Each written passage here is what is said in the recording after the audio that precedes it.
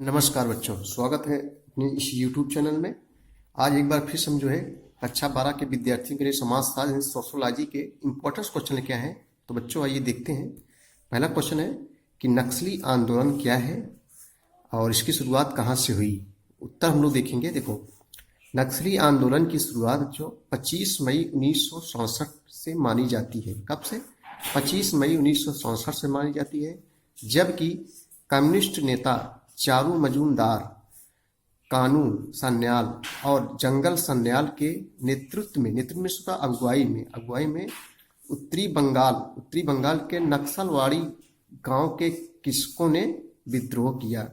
कालांतर में नक्सली आंदोलन ने हिंसक रूप धारण कर लिया और आज इससे अनेक राज्य जो है क्या है जो पीड़ित है। आज इससे अनेक राज्य जो है पीड़ित है। चलिए अगला क्वेश्चन हम लोग देखेंगे कि भारत ने विकास हेतु किस प्रकार की आर्थिक नीति को अपनाया है। बहुत ही बढ़िया क्वेश्चन है, परीक्षाओं कंपटीशन की परीक्षाओं में पूछा जाता है कि भारत ने विकास के हेतु किस प्रकार की आर्थिक नीति को अपनाया है।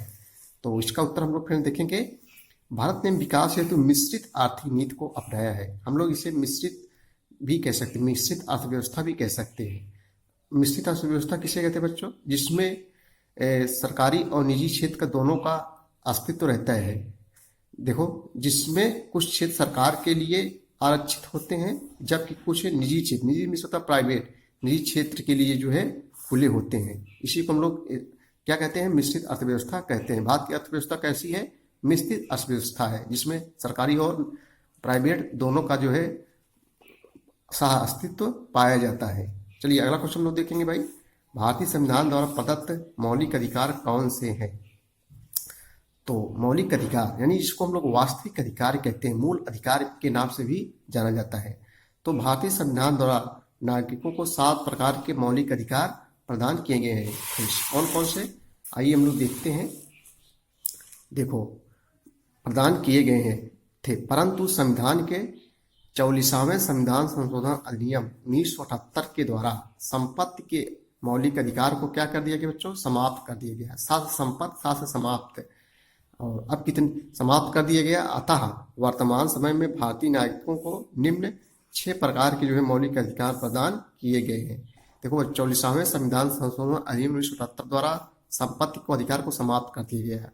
अब यह जो है कानूनी अधिकार रह गया बच्चों, और इसे जो है संपत्ति के अधिकार को अनुच्छेद 300 का में रख दिया गया है। जब कभी आवश्यकता पड़ेगी इसको निकालिए, अनुच्छेद 300 का में रख दिया गया है। अब इसे समाप्त कर दिया गया है। देखो, अनुच्छेद 31 और अनुच्छेद 19 का यह 2 में था संपत्ति का अधिकार, और दोनों जो है समाप्त कर दिए गए। अब कितने हैं? 6 मौलिक अधिकार हैं।